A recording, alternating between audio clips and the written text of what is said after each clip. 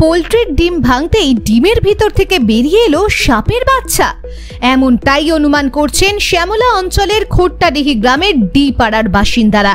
এই ঘটনায় আতঙ্কিত এলাকাবাসী। ঘটনাটি ঘটেছে জামুরিয়া শ্যামলা অঞ্চলের খোট্টাডিহি গ্রামের ডি পাড়ায়।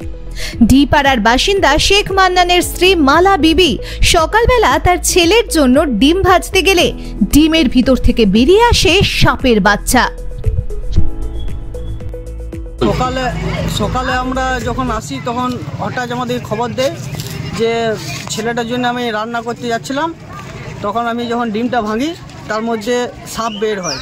তো এখানে আমরা সবাই খুব আতঙ্কে আছি যে যদি যেটা একটা গরিব মানুষের পুষ্টিকর খাবার পোলট্রির ডিম, তার মধ্যেও যদি এইসব সাপ বা এইসব জিনিস হয়, কীটপতঙ্গ যদি বের হয়, তাহলে মানুষ আর কী নিয়ে খেয়ে বেঁচে রবে।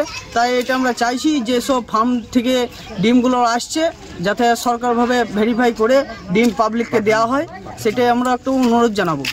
আমরা খুব এখন আতঙ্কের মধ্যে বাস করছি।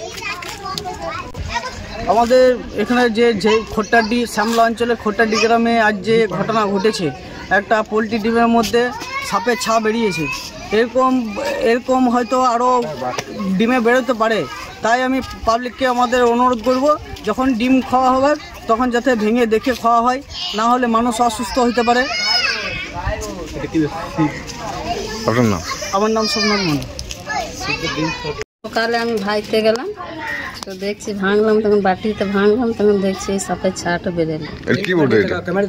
পোলট্রির ডিম। কখন ভাঙতে গেলে? এই সকালে 7টার সময়। কোথায় নিয়ে এসেছিলে?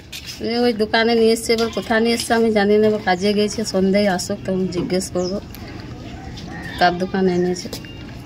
তো এটা কিভাবে বুঝলেন যে এটা সাপ? ওই বাটিতে যখনই ঢাললাম তখন ওই লম্বা মতন বেরোলো, তখন ওই যে আউট করলাম কি এটা সাপ বটে। আচ্ছা, এই যে পোলট্রির ডিমে যে সাপ বেরোচ্ছে, কতটা আতঙ্কের মধ্যে রয়েছেন? প্রচুর আতঙ্কের মধ্যে রয়েছে।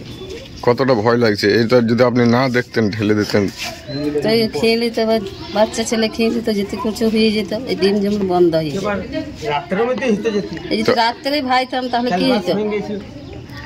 আচ্ছা, আপনি কি বলতে চাইছেন, মানে কি বলতে চাইছেন যে এবার ডিম খেতে গেলে সবাইকে কি বলতে চাইছেন, যে দেখে খাবেন?